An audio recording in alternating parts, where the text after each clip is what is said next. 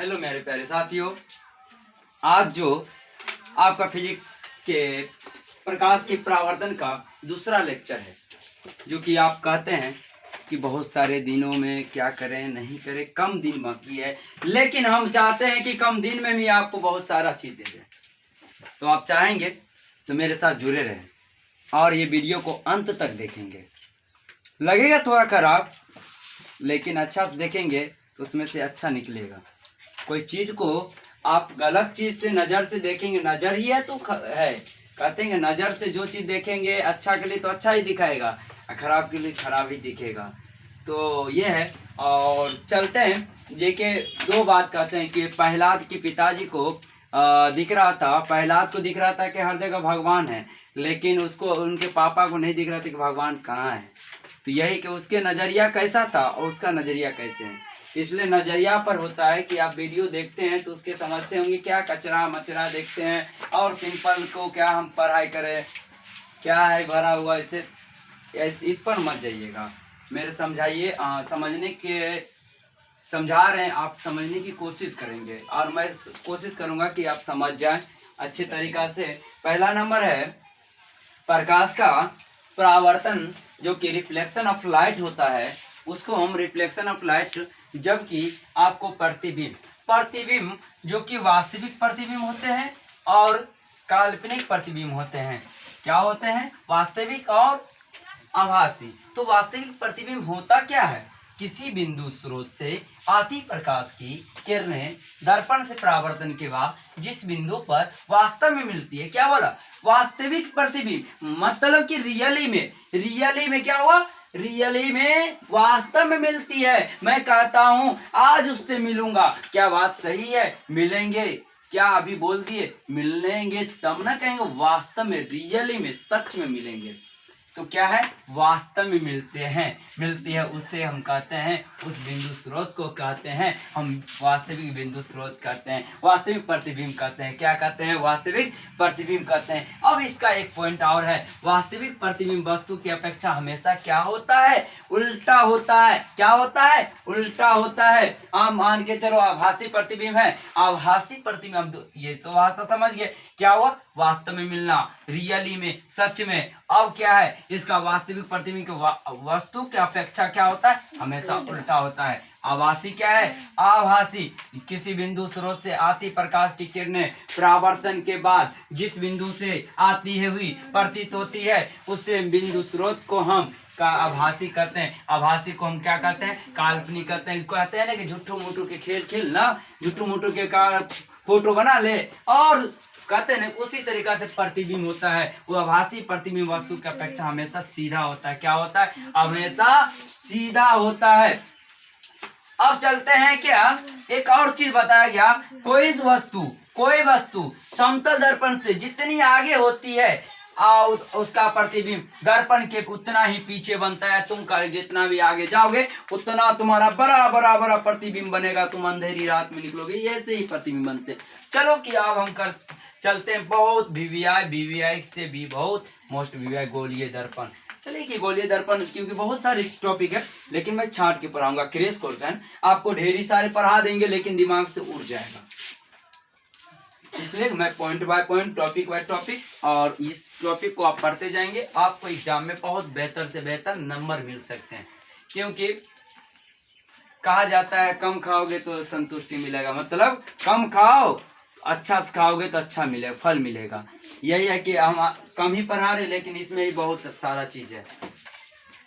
गोलीय दर्पण को बारे में लिखा देते हैं, यहाँ नहीं लिखा पाए, यहाँ लिखा है। गोलीय दर्पण होता क्या है?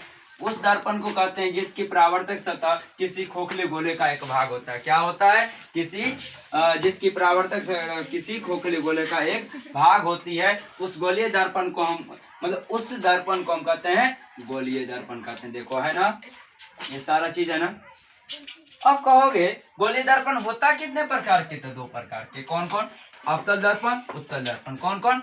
अवतल दर्पण, उत्तल दर्पण। मैं ट्रिक बताता हूँ। क्या बोला गया कि इसके बाद हम ट्रिक बता देंगे लास्ट में। अवतल दर्पण वैसा दर्पण जिसकी परावर्तक सतह धसी हो। यह है ना, ये आपको धसी हो, तो हो गया वैसा दर्पण जिसकी परावर्तक सतह धसी हो तथा रंजित सतह उभरी हो। ये हो गया आपको अवतल दर्पण। क्या हो गया? ये अवतल दर्पण। इस तरीका से करोगे तो ये अवतल दर्पण हो गया। जैसे कि देखो क्या बोला गया, परावर्तक सतह धसी हो, ये धसी हुआ है ना, अब देखो धसी हुआ है। उसके बाद ये क्या हो, ऊपर में रंजित हुआ है, तो ये क्या है, उभरी हुआ है। और देखो यही बात यहाँ पर है, देख लो, हम ऐसे बोले ना नाक सांप जैसे, ऐसे बात है ना। अब चलते हैं, फिर क्या बोला कि उत्तल दर्पण में वैसा दर्पण जिसकी परावर्तक सतह उभरी हो तथा रंजित धसी हो। इसका अर्थ क्या हुआ? अब ये क्या है देखो ऐसे, मतलब कि ऐसे बनता है, ऐसे होगा, इस तरीका से बनेगा, है ना।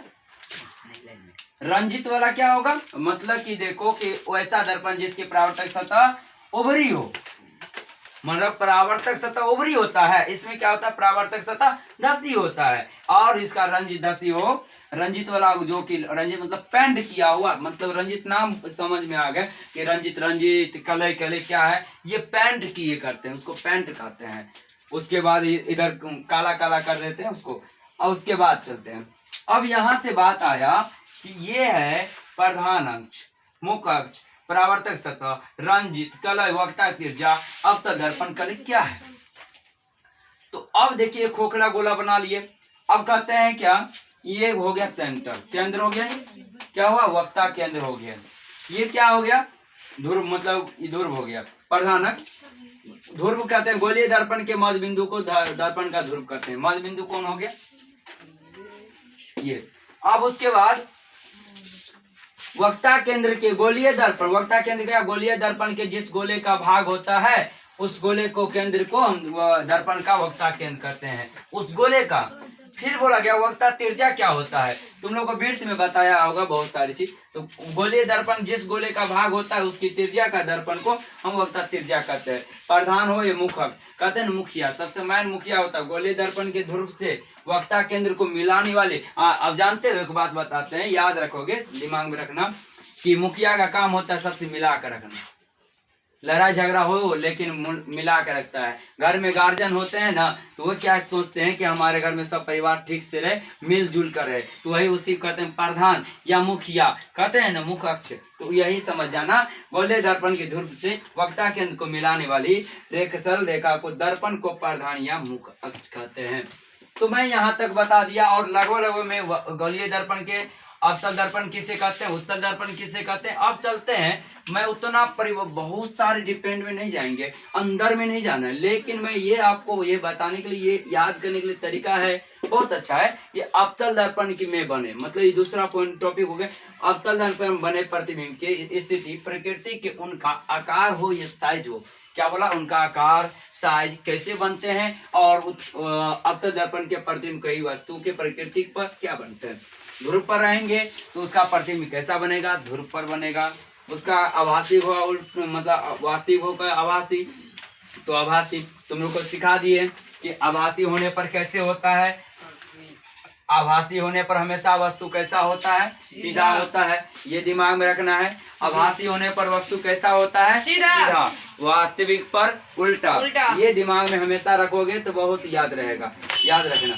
और क्या है, ध्रुव P तथा F के बीच में दर्पण के पीछे बनता है। ये फोटो बनाना पड़ेगा, फोटो बनाने से कोई फायदा नहीं होता, उतना होगा लेकिन बहुत समय लगेंगे। आभासी हो गया, उसको आभासी को हम क्या करते हैं, कौन चीज होगा, सीधा उल्टा, तो सीधा होगा। और वो क्या होगा, बड़ा होगा, F पर होगा, फोकस पर पड़ेगा, तो क्या होगा, अनंत पर पड़ेंगे। वास्तविक होगा, फिर उसके बाद उल्टा होगा, F तथा C के बीच में हो गए, तथा C तथा अनंत के बीच में। ये सारा चीज पॉइंट है, मतलब ये याद करना पड़ेगा तुम आप लोगों। फिर उसके बाद अब ये तो हो गया मुझे अवतल दर्पण के उपयोग बता रहा है। अवतल दर्पण के उपयोग कहाँ होते हैं, पूछ देगा ऑब्जेक्टिव में, क्या बताओ तो अवतल दर्पण का उपयोग क्या है, तो बताओगे टॉर्च में, सर्च लाइट में, और वाहन के हेडलाइट नहीं होता है, वाहन के हेडलाइट जो जलते रहता है, वो उसको मतलब कि प्रकाश के शक्तिशाली समांतर, मतलब समांतर प्रकाश पड़ते रहता है, किरण पुंज करते हैं। और उसके दंत विशेषज्ञ डॉक्टर सब होता है, रोगी, नाक के मतलब दांत वाले डॉक्टर, कान वाले डॉक्टर, आंख वाले डॉक्टर, नाक वाला डॉक्टर, ये सब क्या है, इस मतलब कि ये दर्पण से वो चेक करते हैं कि क्या चीज़ है। सेविंग मतलब क्या होता है, दाढ़ी बढ़ाने वाला, बनाने वाला।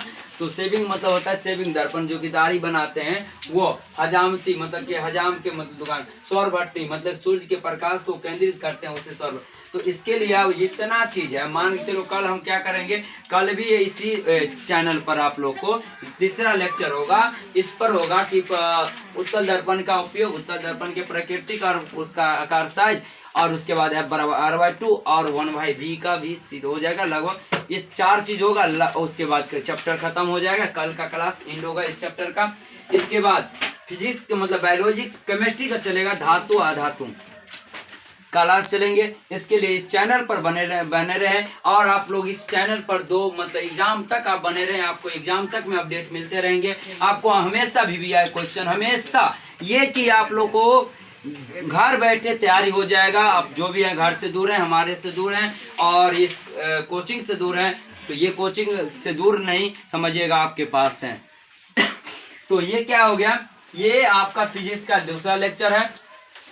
अब अच्छा लगा होगा तो शेयर कर दें, एक कमेंट कर देंगे कि बहुत अच्छा है। कुछ गड़बड़ी हो तो मुझे कमेंट कर बताएंगे कि सर इस तरीक़ा से बनाए, या कोई भी हो भाई भैया ये ऐसे हैं गलत है, इस तरीक़ा से बनाएं। मैं बहुत खुश होऊंगा कि हम मुझे समझाने वाले और मोटिवेट करने वाले लोग हैं। लेकिन मैं बनाता हूं तो कमेंट करेंगे तब ना समझेंगे कि वीडियो देखते हैं उसमें गलती तो नहीं। अब गलती हम पढ़ा देंगे, गलती तो नहीं पढ़ाने की कोशिश करते, लेकिन मिस्टेक हो जाता है। ऊपर वाले से भी मिस्टेक होता है, मुझे, हम तो मनुष्य हैं। तो लेकिन इसके लिए भी थैंक यू। और आप इस वीडियो को अधिक से अधिक शेयर करें और लाइक भी करें और कमेंट भी करें, और एक प्यारा सा कमेंट आपका हमारे लिए मोटिवेट होते हैं। और अच्छे से और पढ़ते रहें, घर पर मन से पढ़ें, क्रैश कोर्स के साथ साथ जुड़े रहें।